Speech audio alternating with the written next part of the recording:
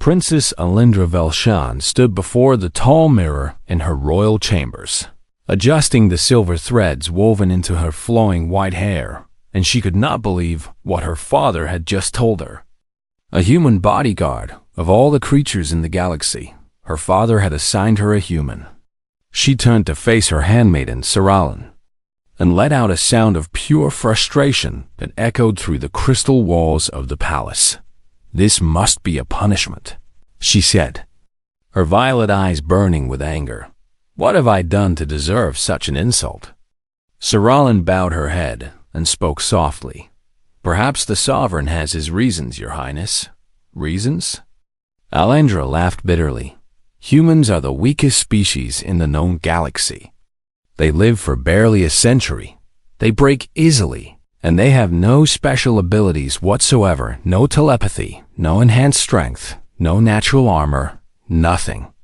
She walked to the window and looked out at the gleaming towers of the Velaran capital, where her people had built a civilization that spanned 1,000 worlds over 10,000 years. The Velaran were tall and graceful, standing nearly 7 feet in height, with skin that shimmered like moonlight and eyes that could see in complete darkness.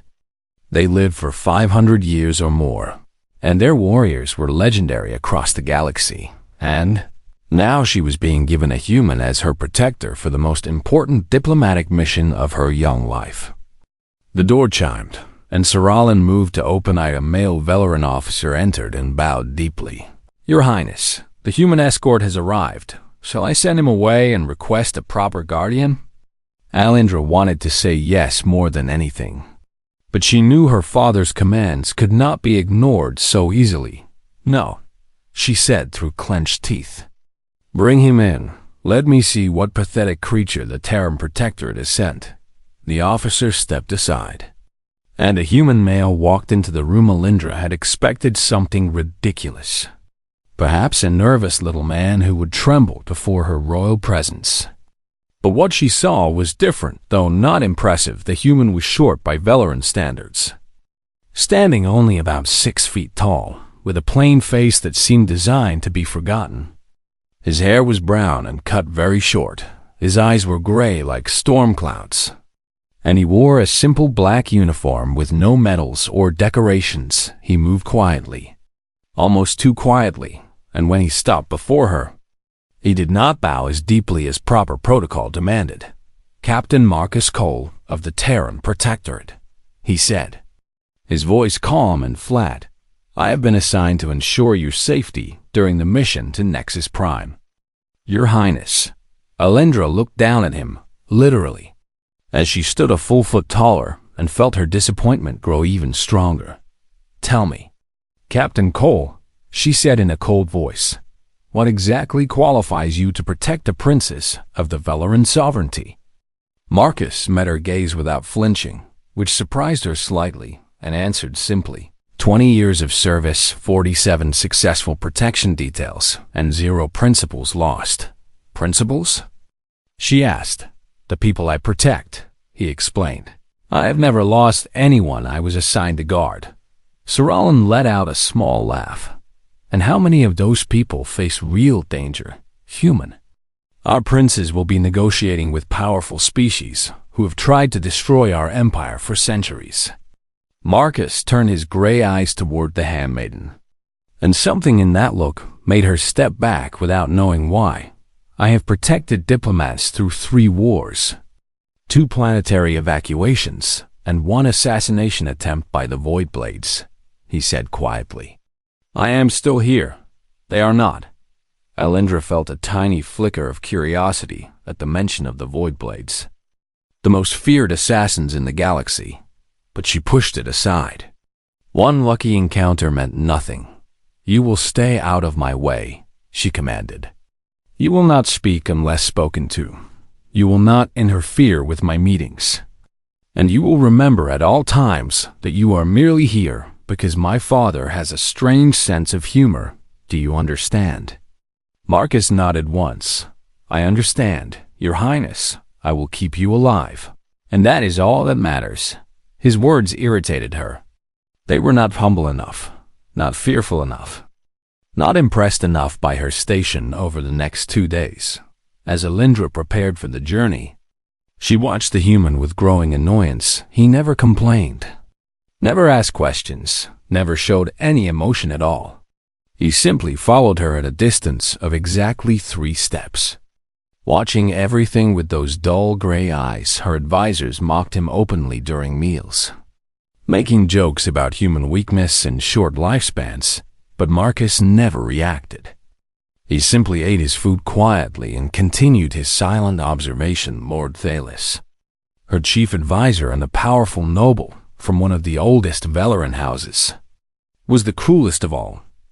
"Tell me, human," Thalis said one evening, his golden eyes gleaming with malice, "is it true that your species once believed your tiny planet was the center of the universe?" How delightfully primitive!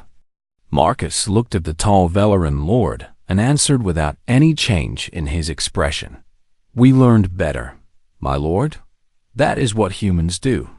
"And what is that supposed to mean?" Thalis demanded. "We learn," Marcus said simply. "We adapt." Thalis laughed loudly and turned to the other advisors. "Listen to him. The human thinks he can teach the Velaran about learning, a species that has mastered faster than light travel, while humans were still hitting each other with rocks." The table erupted in laughter, and Alindra found herself smiling despite her mixed feelings. At least the human provided some entertainment, but later that night, when she could not sleep and wandered through the ship, she found Marcus in the tactical room, surrounded by holographic displays showing the layout of Nexus Prime, the crew manifests of their vessel, her complete itinerary, and detailed files on every species they would encounter. He was studying everything with intense focus, making notes on a small device. And he did not notice her watching from the doorway, or perhaps he did notice and simply did not care. She returned to her chambers feeling strangely unsettled. The human was paranoid, she decided. Humans were known for their anxiety and their constant fear of death. It was almost sad, really, how they spent their brief lives worrying about every little danger. She fell asleep telling herself that Marcus Cole was nothing special, just another forgettable human who would stand uselessly in the background. While real warriors protected her, she could not have been more wrong. The royal vessel Starlight Sovereign cut through the darkness of space like a blade of pure light, carrying Princess Alindra and her entourage toward Nexus Prime. And the journey would take 7 standard days through some of the most contested regions of the galaxy. Alindra spent most of her time preparing for the negotiations ahead. The trade agreement with the Kethari Combine would bring enormous wealth to the Valoran sovereignty, and she could not afford to fail in front of her father and the entire royal court. But no matter where she went on the ship, she could not escape the presence of her human shadow. Marcus Cole was always there, 3 steps behind her in the corridors, standing silently in the corner during her meetings, watching from across the dining hall during meals. He never spoke unless someone addressed him directly, and even then, his answers were short and empty of emotion. It was maddening. On the 3rd day of the journey, Alindra decided to test him during breakfast, hoping to expose his ignorance and give her advisors more reasons to laugh. "Tell me, Captain Cole," she said sweetly, "what do you know about the Kethari Combine?" She expected him to stumble over basic facts or admit complete ignorance. But instead, Marcus set down his eating utensil and answered calmly. The Kethari are an insectoid species organized into a collective economic structure rather than a traditional government. They control 63% of the rare mineral trade in the outer sectors and have been expanding their influence. For the past 2 centuries, they previously attempted an alliance with the sovereignty during your grandfather's reign, but negotiations failed when House Veltharn accused them of spying. The table went silent. Alindra stared at the human, her violet eyes wide with surprise. "How do you know about House Veltharn?" "That information is not public. I read the briefing files. Your Highness, Marcus replied.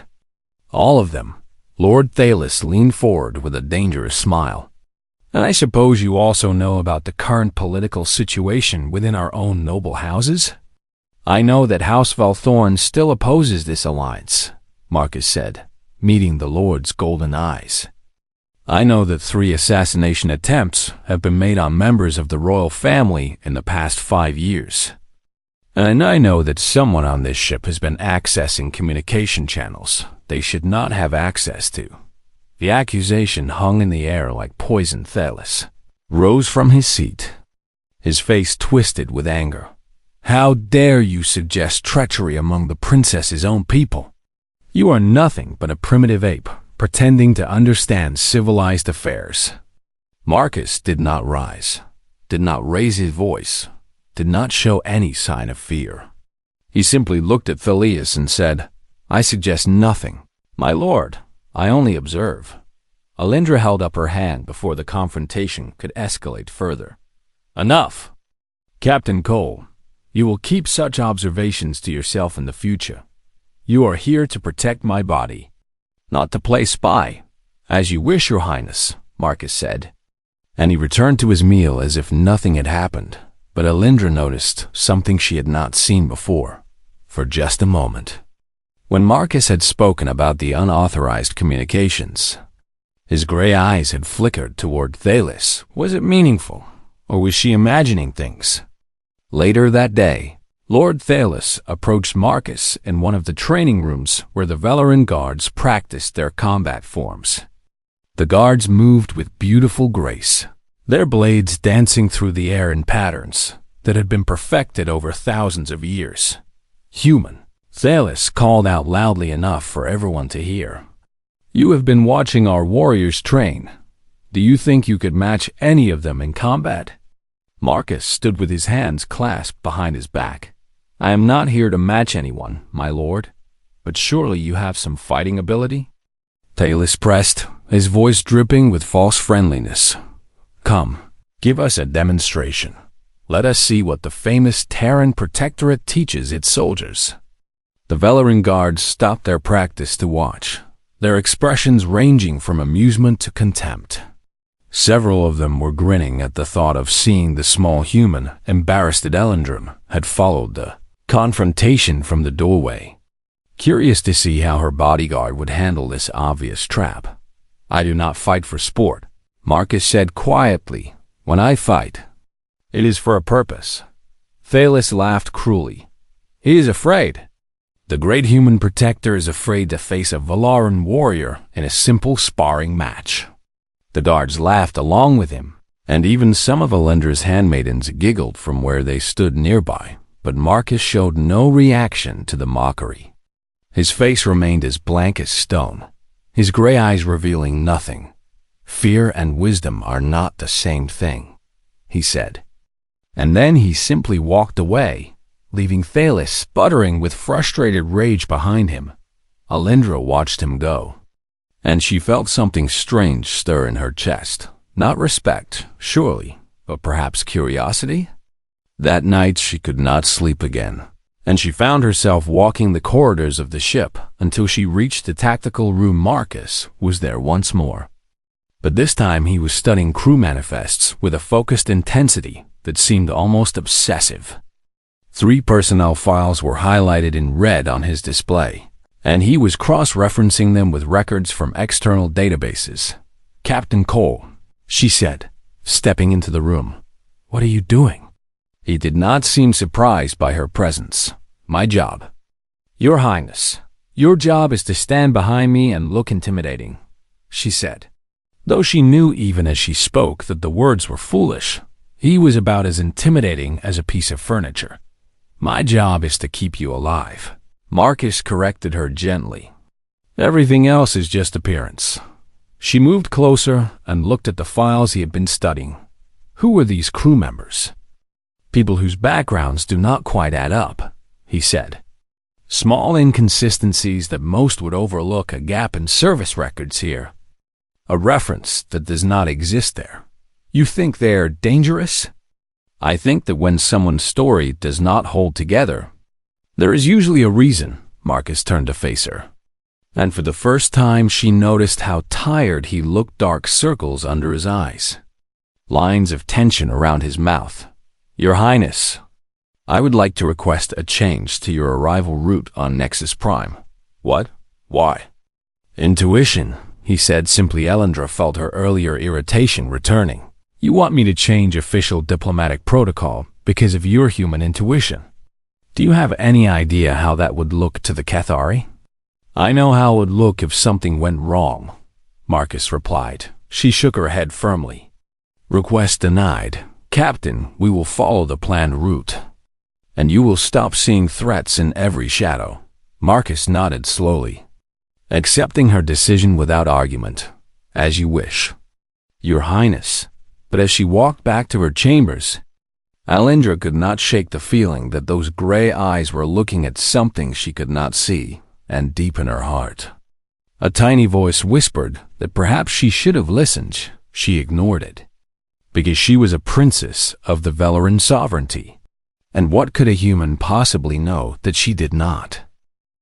Nexus Prime appeared on the view screens, like a metal flower blooming in the void of space, a massive station built at the intersection of 5 major trade routes, where species from across the galaxy came to make deals, forge alliances, and sometimes settle old grudges. Elendra felt her heart race with excitement as the Starlight Sovereign approached the docking platforms. This was her moment, her chance to prove herself worthy of the Valshan name. Behind her, Marcus Cole stood at his usual distance, watching the station grow larger on the screen, and his gray eyes moved constantly, tracking every ship in the area, every blinking light, every shadow. It is magnificent, is it not? Elendra asked, not really expecting an answer. It is crowded, Marcus replied. Many places to hide, many angles of approach, limited escape routes from the main concourse. She turned to glare at him. Can you not enjoy anything without seeing danger in it? I find enjoyment in keeping people alive. Your Highness, Lord Thalis stepped forward with a gracious smile. Pay no attention to the human. Princess, he sees monsters under every bed like a frightened child. Today is a day of celebration and opportunity.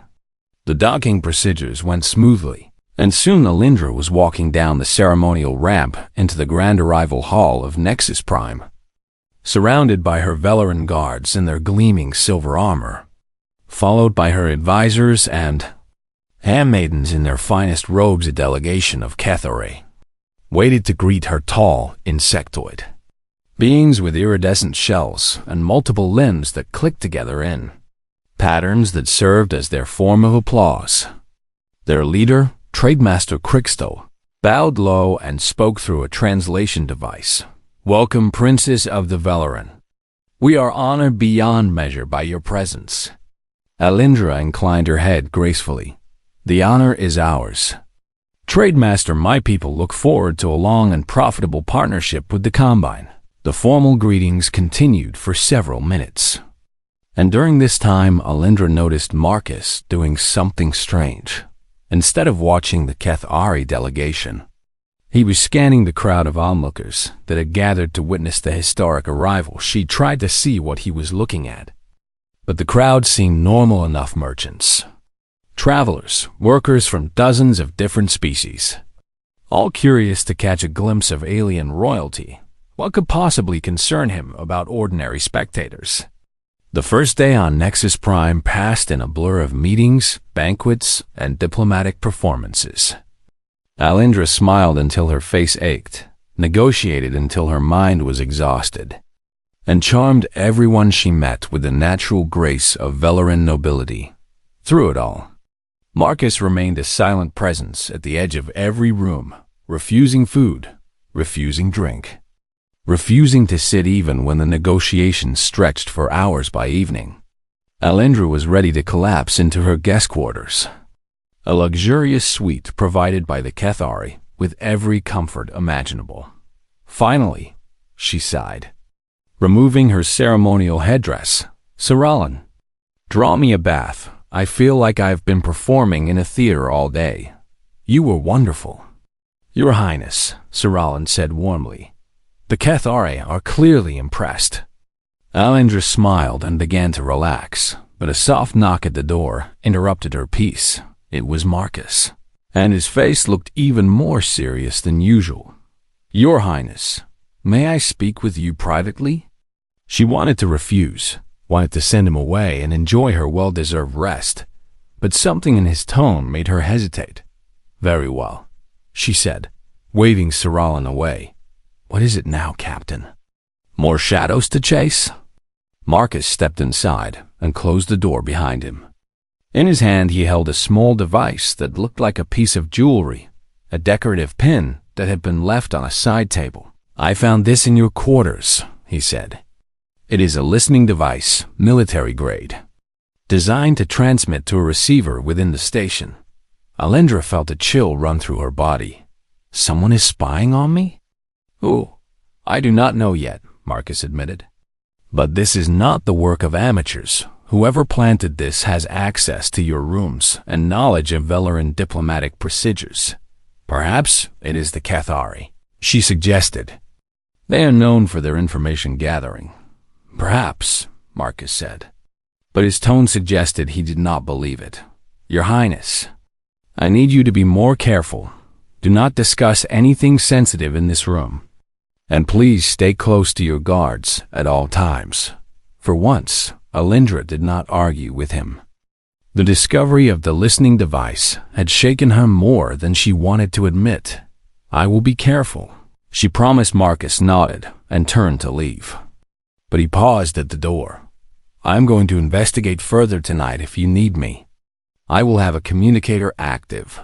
"Captain Cole," she called out before he could go. "Do you really believe there is a serious threat to my life?" He looked back at her with those gray eyes, and for the first time she saw something other than cold professionalism in them, something that might have been concern. "I believe that someone has gone to great expense to watch you, Your Highness, and in my experience, people do not spend that kind of money just for curiosity." He left her alone with her thoughts, and sleep did not come easily that night. The following day, Marcus intercepted her in the corridor before the morning meetings. He looked like he had not slept at all, and there was an urgency in his movements she had never seen before. "Your Highness, I tried to speak with Lord Thalos last night about security concerns, and he refused to listen. He dismissed me without even hearing my report." "What did you find?"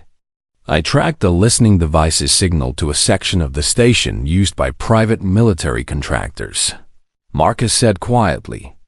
"And I intercepted a coded transmission that mentions 12 assets being moved into position." 12 assets? What does that mean?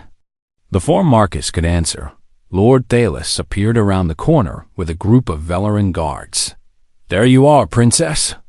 The Cathari are waiting, and we cannot keep them delayed by your human pet's paranoid fantasies." Marcus stepped toward the Lord. "My lord, please listen. I have evidence that suggests an assassination attempt may be imminent." Thalos laughed dismissively. "Evidence? From a human? The only thing you have proven is that your species is incapable of understanding civilized diplomacy. Now step aside and know your place, Terran." The guards moved to escort Alindra away, and she found herself pulled along by protocol and expectation, leaving Marcus standing alone in the corridor. But as she walked away, she looked back and saw him pull out his communicator. His jaw set with determination. He was not giving up. And hours later, when the ceremonial procession began and the crowds gathered to witness the historic treaty signing, Princess Alindra Velshan would finally understand why her father had chosen this particular human to protect her, because 12 Void Blade assassins were waiting in the shadows, and only Marcus Cole had seen them coming.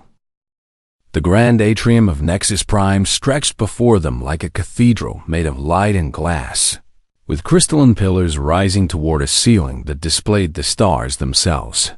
Thousands of spectators had gathered to witness the historic treaty, signing between the Velaran sovereignty and the Cathari combined princess.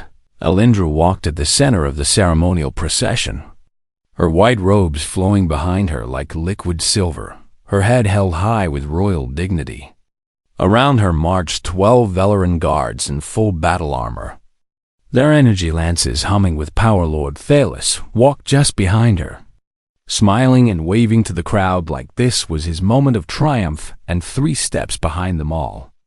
Marcus Cole moved in silence, his gray eyes never resting, scanning the crowd with an intensity that bordered on madness. He had not slept in 2 days.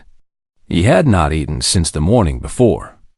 Every fiber of his being was focused on one single purpose, keeping the princess alive. Something was wrong, and he could feel it in his bones the way a sailor feels a coming storm. The crowd was too dense, too carefully positioned.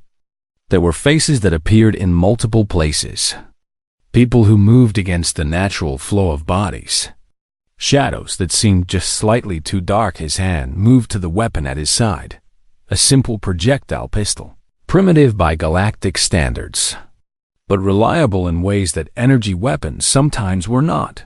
"Captain Cole," Alindra hissed without turning her head. "You are too close. Protocol demands you maintain proper distance." "No," Marcus said, and it was the first time he had ever directly refused her command. She started to turn, anger flashing in her violet eyes, but she never got the chance to respond. The attack came from everywhere at once. 12 figures materialized out of thin air as their face cloaks deactivated, surrounding the procession in a perfect circle of death. They wore black armor that seemed to drink in the light, and in their hands they carried molecular blades, weapons that could cut through anything. Even the hardened armor of the Velaran guards, Void Blade assassins, the most feared killers in the known galaxy. "Protect the princess," one of the Velaran guards shouted, but he never finished raising his lance. A molecular blade passed through his neck so quickly that his body remained standing for a full second before it fell. Chaos erupted in the grand atrium. The crowd screamed and fled in all directions as the assassins moved with inhuman speed, cutting down the Velaran guards with terrifying efficiency. 3 guards fell in the first 5 seconds, their ancient armor useless against blades that could slice through molecular bonds. Alindra watched in horror as her protectors died around her. These were warriors from the greatest houses of the sovereignty, trained for centuries in combat arts that had defeated every enemy the Velaran had ever faced, and they were being slaughtered like children. She heard Lord Thalos cry out somewhere behind her, but she could not see him through the storm of violence. And then she heard another sound, a flat, sharp crack that seemed out of place among the humming of energy weapons and the singing of molecular blades. Marcus Cole had opened fire. His primitive pistol barked again and again, and an assassin who had been charging toward the princess stumbled and fell as projectiles tore through joints in the black armor that the molecular blades could not have reached. The other assassins turned toward this new threat, and what they saw was something they had not expected. A small human male standing directly in their path, weapon raised, gray eyes burning with cold fire.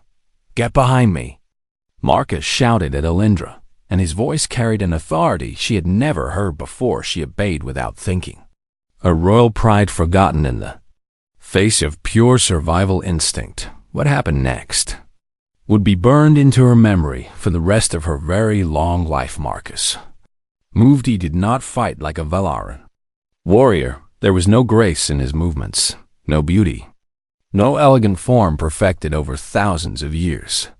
He fought like something primal and savage, something born on a world where everything was trying to kill everything else. An assassin lunged at him with a molecular blade, fast enough that Alindra could barely track the movement, but Marcus was not where the blade went. He had read the attack before it came, had seen the tiny shift in weight and the angle of approach, and he was already moving. His pistol was empty now, so he used it as a club. smashing it across the assassin's face while his other hand grabbed the wrist holding the molecular blade and twisted sharply. There was a crack of breaking bone, and suddenly Marcus had the weapon. He killed that assassin and turned to face the next without pausing for breath. The void blades were faster than him, stronger than him, better trained than him, by every measure that mattered. They should have destroyed him in seconds, but humans had evolved on a death world, a planet where survival meant learning to predict, to adapt, to endure beyond all reasonable limits. They were persistence hunters who had chased prey for days without rest, pattern recognizers who could see danger before it fully formed. And they possessed something that no amount of training could defeat: the absolute refusal to stop. Marcus took a blade across his shoulder that cut deep into muscle. But he kept fighting. He took a kick to the ribs that cracked bone. But he kept fighting. He was bleeding from a dozen wounds, his breath coming in ragged gasps, his body screaming for him to stop. But he kept fighting because behind him was someone he had sworn to protect. And Marcus Cole had never broken that oath. 7 assassins fell before his desperate fury, killed with stolen blades and broken weapons and bare hands that struck at vulnerable points with surgical precision. The remaining 5 regrouped and came at him together, abandoning their elegant individual styles for a coordinated assault that no single fighter could possibly survive. Marcus planted himself in front of Alindra and prepared to die. But he did not intend to die alone. They hit him from all sides, and he became a whirlwind of violence, taking wounds that would have killed a Velaran 3 times over while giving back death with every movement.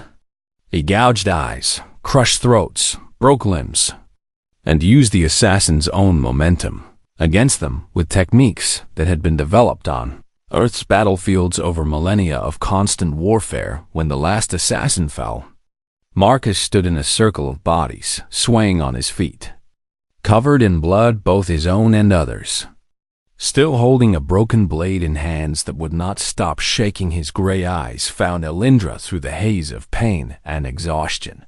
"Are you hurt, Your Highness?" She could not speak. She could only stare at this human who had done the impossible. Movement in the corner of her vision made her gasp. Lord Thalos was running toward a service entrance, trying to escape. "Stop him," Marcus said, his voice barely a whisper now. "He is the one. He arranged this." "How do you know?" Alindra demanded. "Because he is running," Marcus replied simply. And then his legs gave out and he collapsed to the blood-soaked floor.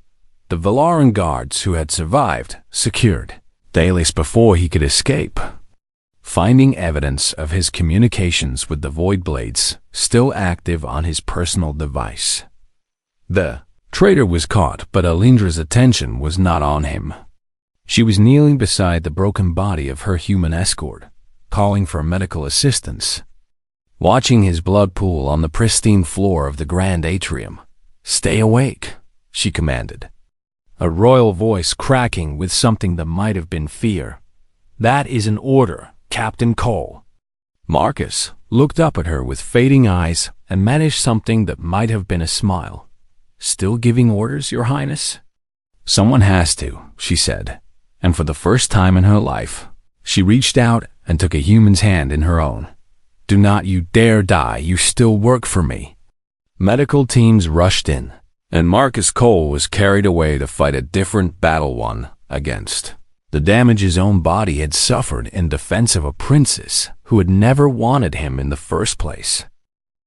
The medical bay of the Starlight Sovereign was quiet, except for the soft beeping of machines and the gentle hum of the engines as the ship carried them home to the Velaran capital. In the center of the room, surrounded by monitors and tubes and devices that worked constantly to keep him alive, Marcus Cole lay motionless on a bed that seemed far too large for his broken body princess. Alindra had come to visit him every day since they had departed from Nexus Prime, and each time she sat in the same chair beside his bed, watching his chest rise and fall with shallow breaths. The Velaran physicians had been amazed that he was alive at all. His injuries are catastrophic. The chief medical officer had told her on the first day. 17 separate wounds. 4 broken ribs, a punctured lung, severe blood loss, and damage to nearly every major muscle group. Any one of these should have incapacitated him. Yet the records show he continued fighting through all of them. Will he survive? Alindra had asked. The physician had hesitated before answering. If he were Velarin, I would say no, but humans are strange creatures, Your Highness. They seem to have an unusual ability to survive things that should kill them. Now, 3 days into the journey home, Marcus finally opened his eyes. Alindra was there when it happened, and she leaned forward in her chair as his gray eyes focused slowly on the ceiling above him. You are awake, she said softly. How do you feel? Like I fought 12 assassins, Marcus replied, his voice rough and weak. Did we get them all? Yes, Captain. Thanks to you, we got them all. He closed his eyes for a moment, and she thought he might have fallen back asleep, but then he spoke again. Thylas? Arrested and awaiting trial. You were right about him. He had been working with enemies of the sovereignty for years, feeding them information. And the assassination was meant to sabotage the alliance with the Kethari permanently. Good, Marcus said. Simply silence fell between them. And Alindra found herself studying the human's face in a way she never had before. She saw the scars that she had not noticed earlier, thin lines on his neck, thicker marks on his hands, evidence of a lifetime spent in violence. Captain Cole, she said finally. Why did you not tell anyone what you suspected? You knew something was wrong before we even reached the station. Why did you not demand that someone listen? Marcus turned his head to look at her, and there was no accusation in his eyes, only a tired acceptance. Would anyone have listened, Your Highness? The question hit her like a physical blow, because she knew the answer. No. They would not have listened. They had dismissed him from the moment he arrived, mocked him at every opportunity, and ignored every warning he tried to give. She had been the worst of them all. I'm sorry, she said, and the words came out before she could stop them. I treated you terribly, and you saved my life anyway. It is my job, Marcus said. No, Alindra shook her head. What you did was far beyond any job. You nearly died protecting someone who showed you nothing but contempt. Why would you do that? Marcus was quiet for a long moment, gathering his strength to speak. Because it was the right thing to do. Your Highness, because your life matters, regardless of how you treated me. And because I made a promise to keep you safe. You could have let the assassins take me, she said. You could have stepped aside, and no one would have blamed you, after all. What chance did one human have against 12 void blades? A ghost of a smile crossed Marcus's battered face. Humans do not step aside. Your Highness, we never have. Over the following days, as Marcus slowly recovered, Alindra found herself spending more and more time researching his species. She read histories that she had previously dismissed as irrelevant, studied biological reports that she had considered beneath her attention, and learned things that changed everything she thought she knew. Humans had evolved on a planet that was actively trying to kill them at all times, a world of predators and disasters and diseases that would have wiped out most species in their infancy. Instead of dying, humans had adapted, changed, overcome every obstacle through sheer determination and creativity. They were not the strongest species, but they could outlast anything in a test of endurance. They were not the fastest, but they could track prey for days without rest until it collapsed from exhaustion. They were not the smartest by raw processing power, but they could recognize patterns and predict behavior in ways that seemed almost supernatural. And most importantly, they formed bonds with each other, with other species, even with animals and machines, bonds that they would die to protect without a moment's hesitation. Alindra began to understand why her father had chosen Marcus Collett was not a punishment or a joke. It was a test, and perhaps also a lesson. A lesson that she had been too arrogant to learn until 12 assassins had taught it to her in blood. When Marcus was finally well enough to walk again, she went to visit him in the small cabin he had been assigned on the ship. He was standing by the window, looking out at the stars, and he turned when she entered. "Your Highness," he said. Nodding respectfully, Alejandra approached him slowly. And then she did something that no Velaran princess had ever done for a human. She bowed, lowering her head in the deep gesture of profound respect that her people reserved for only the most honored individuals. "What are you doing?" Marcus asked, clearly surprised. "Showing respect," she answered. "Something I should have done from the beginning." "You do not have to." "Yes, I do," she interrupted him firmly. "You were right about everything. And I refused to listen because I believed humans were beneath me. I was a fool, and my foolishness almost cost me my life and the lives of everyone in that atrium." She straightened and met his gray eyes with her violet ones. "I have requested that you be assigned as my permanent escort." "Captain Cole," Marcus blinked in surprise. "Permanent?" "Your Highness, I am sure the Terran Protectorate has other assignments. I do not want another assignment for you," Alejandra said. "I want you someone who sees what others miss, who prepares when others celebrate, who fights when others fall." She stepped closer to him. "The galaxy underestimated you, Captain, and I was guilty of the same. I will not make that mistake again." Marcus studied her face for a long moment, and then he nodded slowly. "Then I accept, Your Highness." "Good," she smiled, and it was a genuine expression of warmth that she had never directed at him before. "And when we are in private, you may call me Alejandra. I will stick with Your Highness." "If you do not mind," Marcus replied, but there was a hint of humor in his voice that had never been there before. "I have a reputation for professionalism to maintain." When they arrived at the Velaran capital, the Sovereign himself came to greet them. He looked at his daughter with pride, and at the human bodyguard with an expression that might have been knowing satisfaction. "Father," Alejandra said after the formal greetings were complete, "I must ask you something. Why did you really assign Captain Cole to protect me?" The Sovereign smiled. "Because I have lived for 400 years, my daughter, and in that time I have learned one truth about humans that most of our people refuse to accept." "What truth is that?"